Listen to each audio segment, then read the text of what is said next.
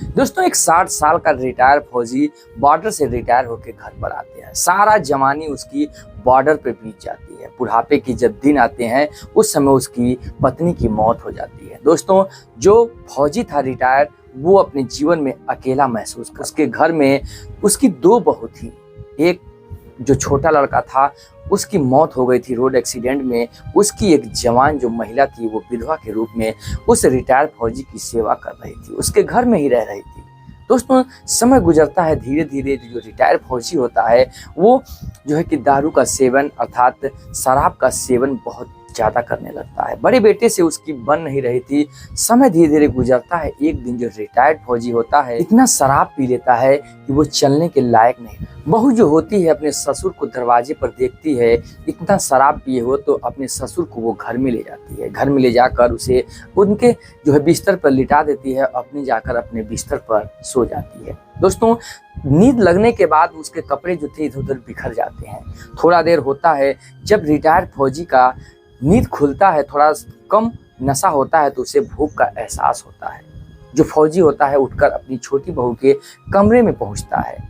दोस्तों जब कमरे में पहुंचता है, अपनी बहू को सोए हुए उस हालात में देखता है। उसके कपड़े बिखरे हुए थे, उसके बदन पूरे दिख रहे थे। वो अपनी बहू के हुस्न का दीवाना हो जाता है। दोस्तों अपनी बहू को जगाता है और भोजन के लिए डिमांड करता है। उसकी बहू जो होती है उसे भोजन आकर देती है। उसके बाद वो जाकर सो जाती है। इधर उसका जो रिटायर्ड फौजी था वो मन ही मन अपने ख्यालों में ख्याली पुलाव पकाने लगता है, गलत गलत भावनाएं जाहिर करने लगता है, क्योंकि वो अपनी जो है कि छोटी बहू के उस हालात में देख चुका था, अपने आप को कंट्रोल नहीं कर पाता। क्योंकि उसकी पत्नी की मौत हुए लगभग 8-10 साल हो गए थे। वो अपनी पत्नी के वियोग में जी रहा था। अब दारू के नशे में वो और दारू का सेवन करता है और अपनी छोटी बहू के कमरे में घुस जाता है। कमरे में घुसने के बाद उसकी कुंडी को बंद कर देता है। अंदर से जब बंद कर देता है और जो वो रिटायर फौजी था अपनी छोटी बहू के पास जाकर पहुंचता है, बिस्तर पर लेटकर उसके बदन को सहलाने लगता है। जो छोटी उसकी बहू थी उसके पति को लगभग मरे हुए 4-5 साल हो गए थे। वो इसी के वियोग में जी रही थी। उसे ये शारीरिक सुख का एहसास होने लगता है। जैसे ही शारीरिक सुख का एहसास होता है तुरंत ही जग कर बैठ जाती है और कहती है, ससुर जी ये आप क्या कर रहे हैं। दोस्तों जब इतना बात कहती है, ससुर उसके मुंह को बंद कर देता है, मुंह को बंद कर देता है। उसके बाद उसके साथ ऐसी घिनौनी वारदात करता है, उसके साथ ऐसी घिनौनी कारनामे का अंजाम देता है जो सुनकर पूरा समाज थू-थू करने लगता है कि आज भी समाज में ऐसे ऐसे लोग हैं जो ऐसी ऐसी घिनौनी वारदात का अंजाम दे देते हैं और उसके गुनाह के बारे में नहीं सोचते कि लोग, समाज और गांव मुझे क्या कहेगा। दोस्तों ऐसा ही कुछ कहानी इस रिटायर फौजी ने किया। और दोस्तों इस कहानी को पूरा विस्तार से समझेंगे उससे पहले आपसे छोटी सी रिक्वेस्ट है, चैनल पर नए हैं तो चैनल को सब्सक्राइब कर लीजिएगा। वीडियो हमारी अच्छी लगे तो वीडियो के कमेंट बॉक्स में अपनी राय लिखिएगा और अपना नाम और शहर का नाम लिखिए, जिससे कि अगले वीडियो में मैं आपकी जो है कि नाम लेकर बता दूं। ये कहानी है उत्तर प्रदेश के गाजियाबाद क्षेत्र की, जहाँ एक परिवार रहता है। उस परिवार में अचानक सुबह सुबह ही एक ऐसी घटना घटित होती है कि तुरंत ही वहां के थाना प्रभारी के पास उसका बड़ा बेटा जा पहुंचता है और थाना प्रभारी से सारी रिपोर्ट दर्ज करता है कि मेरे पिता की 2 मंजिले पे लाश पड़ी हुई है, अनजाने में किसी ने मारकर हत्या कर चला गया है और सुबह हम लोगों ने देखा तो उनकी लाश लथपथ पड़ी हुई है। दोस्तों पूरा केस दर्ज किया जाता है। उसके साथ 4 कांस्टेबल लेकर वहाँ का जो एसएसओ होता है वो उस घटना स्थल पर पहुँचता है। जैसे ही घटना स्थल पर पहुँचता है वहाँ देखता है कि एक जो है कि रिटायर्ड फौजी है जिसकी लाश पड़ी हुई है, उसे एक रॉड से उसके सर पर बहुत तेजी से वार किया गया है और इतना वार किया गया है जब तक कि उसका सर फट के उस मौत के घाट में उतर गया हो। पूरे रूम में खून ही खून फैला था। सारा परिवार नीचे रहता था, वो 2 मंजिले पर उस खून का अंजाम दिया गया था। दोस्तों सब कुछ वैसे बिखरा पड़ा था, लाश वैसे पड़ी थी। तुरंत ही एसएसओ जो होता है वो फॉरेंसिक टीम को बुलाता है और पूरे जो है कि रूम की जांच करवा के उसकी लाश को पोस्टमार्टम के लिए भेज देता है। पूरा घर से स्टेटमेंट लेता है सब कुछ, और लेने के बाद कुछ केस में समझ नहीं आ रहा था कि आखिर में ये केस किस तरफ से इशारा कर रहा है। दोस्तों जब पोस्टमार्टम की रिपोर्ट चली जाती है तो रिपोर्ट आने में 1-2 दिन समय लगती है। तब तक पुलिस अपने हिसाब से तहकीकात करती है, गांव में इधर उधर जो है कि पूछताछ करने लगती है। पूछताछ करते करते 1-2 दिन समय में एक दो ऐसी बातें सामने निकल कर आती हैं जो कि चौंकाने वाली थी। वो उन्हीं बातों के सवाल पर ही उस केस का पूरा खुलासा होने वाला था, उस केस का सुलझ मिल जाता, जिसकी वजह से एक मात्र छोटी सी बात जिस पर पुलिस जो होती है अपनी जांच चालू कर देती है। दोस्तों वो बात ही कुछ ऐसी थी जो कि पूरे थाने को हिला कर रख दिया। दोस्तों उसी के आधार पर जो होता है वहाँ का एसएसओ वो उसके बेटे और उसकी परिवार के लोगों को, सदस्यों को अरेस्ट करके थाने ले जाता है। दोस्तों उसका बड़ा बेटा जिसका नाम सुमित था, दोस्तों उसे अरेस्ट करके जब थाने में ले जाया जाता है तो दोस्तों उससे जब पूछताछ की जाती है, उससे सख्ती से कार्रवाई की जाती है, तो वो ऐसा चौंकाने वाला बयान देता है जिससे पूरे थाने की होश उड़ जाती है, पैरों तले जमीन खिसक जाती है, लोगों में हड़कंप मच जाता है। गांव में लोग सुनते हैं तो मुंह पे हाथ रख लेते हैं कि क्या समाज में आज भी ऐसे ऐसे लोग जो ऐसी ऐसी घिनौनी वारदात का अंजाम दे रहे हैं। दोस्तों कहानी कुछ ऐसी ही थी, क्योंकि जो वो रिटायर फौजी था उसका नाम राजेश सिंह था। दोस्तों राजेश सिंह आर्मी का जवान था। उसने अपनी पूरा जीवन 60 साल तक अपना जो है कि बॉर्डर पर बिताया। उन दिनों पर अपने जवानी के दिन तक भूल गए। वो उसके 2 बेटे थे, इसका नाम सुमित था, एक का नाम रवि था। दोस्तों उसने अपने बेटों को बहुत अच्छे से पढ़ाया, परवरिश किया, और उसकी पत्नी जो थी वो भी बहुत अच्छी थी, जिसका नाम सुमन था। दोस्तों सब कुछ अच्छे से चल रहा था। धीरे धीरे समय गुजरता है। रिटायर फौजी जो होता है अपने बड़े बेटे की शादी कर देता है। शादी योग्य हो चुका था। दोस्तों उसकी बहू आती है, कुछ दिन तक केयर करती है। उसके बाद जब जो राजेश था वो जब फौजी रिटायर होकर आता है अपने ड्यूटी को पूरा करके, तब तक उसके लगभग 50-60 साल उम्र बीत गए थे। दोस्तों घर में अनबन होने की वजह से अपने बड़े बेटे को वो अलग कर देता है। वो अलग बनाने खाने लगते हैं। दोस्तों अलग बनाने की वजह से उसके परिवार में केवल रह गया था उसका छोटा बेटा और ये जो है कि पति पत्नी। लेकिन अब इधर होता क्या, उसका जो छोटा बेटा था वो इतना दरुहा शराबी, लोगों की ऐसी गलत वो जो था का संगत कर चुका था, जिससे कि उसके पिता बहुत ही उससे परेशान रहा करते थे। उसे गाली गलौज भी दिया करते थे। इधर उधर जो था कि वो लड़ाई भी कर लिया करता था। उसके दोस्तों को उसके पिता जो रिटायर फौजी थे वो मार पीट भी दिया करते थे। लेकिन होता क्या था, गांव में बहुत ही बड़ा दबदबा था, क्योंकि उधर एक रिटायर फौजी भी था और उसके शरीर भी हट्टा कट्टा सुडौल था, क्योंकि एक आर्मी का जवान शारीरिक रूप से वो फिट था और उसके पास रुपए पैसों की भी कमी नहीं था। इसलिए गांव में बहुत ही उसका दबदबा चलता था।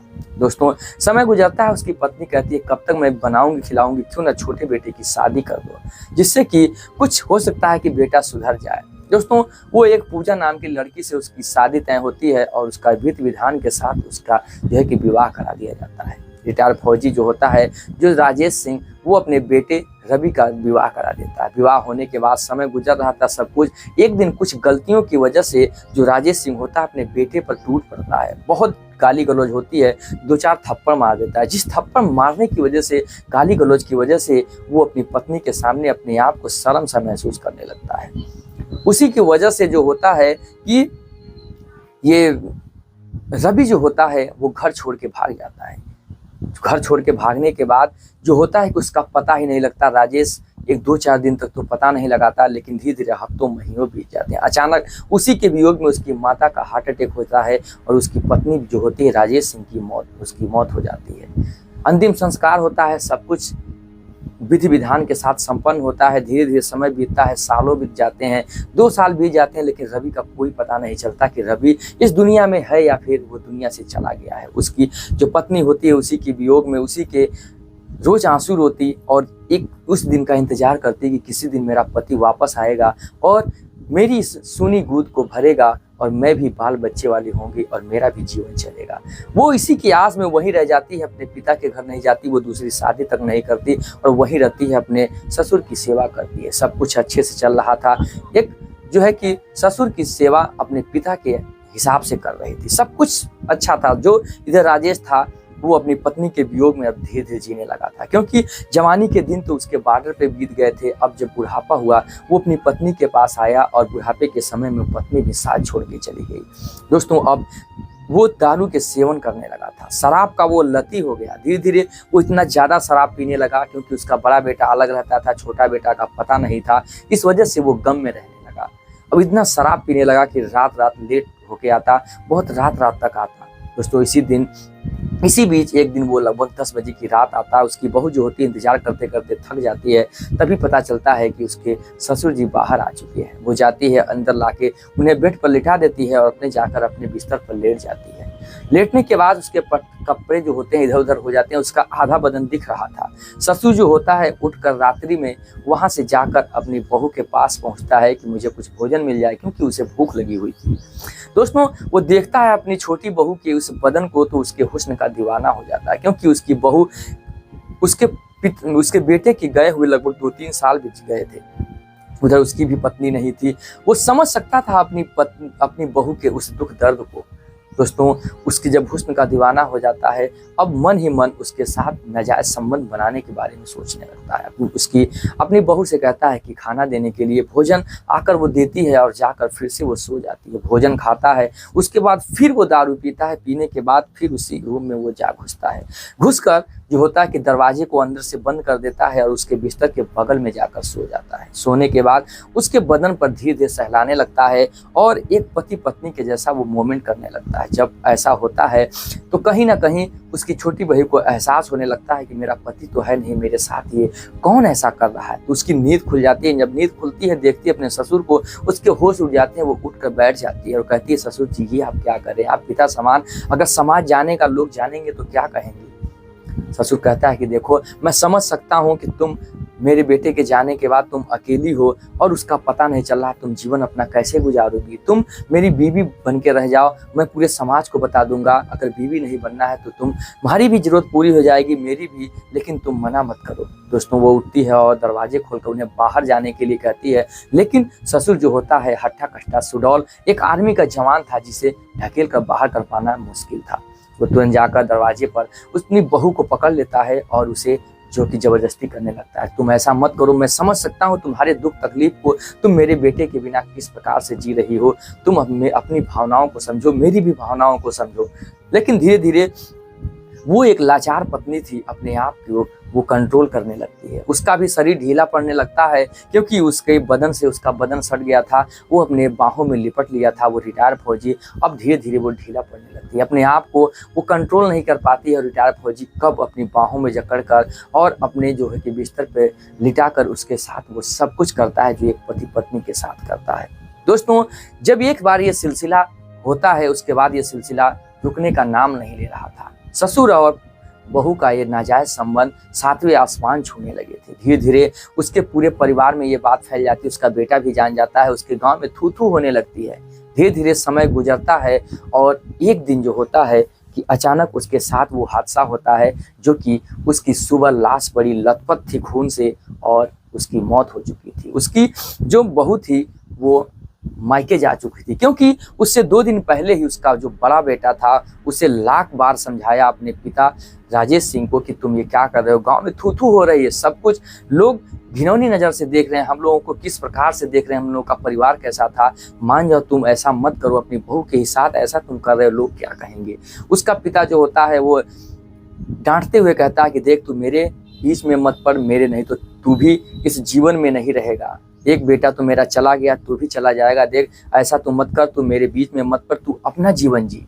दोस्तों, इतना सब कुछ उसका बड़ा बेटा सुनता है और उसे 1-2 थप्पड़ भी मार देता है उसका पिता। अब वो अपने आप को बर्दाश्त नहीं कर पा रहा था, क्योंकि अब वो समझ लिया था कि अपना जीवन अपनी समाज में इतनी भद्दगी होगी अगर ये मेरा बाप जिंदा रहेगा या जीवित रहेगा। दोस्तों, अपनी जो देवरानी थी उसे भी भला बुरा बोलकर उसे भी गाली वगैरह दिया। बड़ा भाई जो था कि उसका जेठ, और जो देवरानी थी वो शर्म के मारे अपनी मायके चली जाती है। दोस्तों, जब मायके चली जाती है उस रात में उसे मौका मिलता है, एक रॉड उठाता है और अपने पिता को 2 मंजिले पर जाकर रॉड से इतनी बार वार करता है कि उसके पिता की मौत हो जाती है।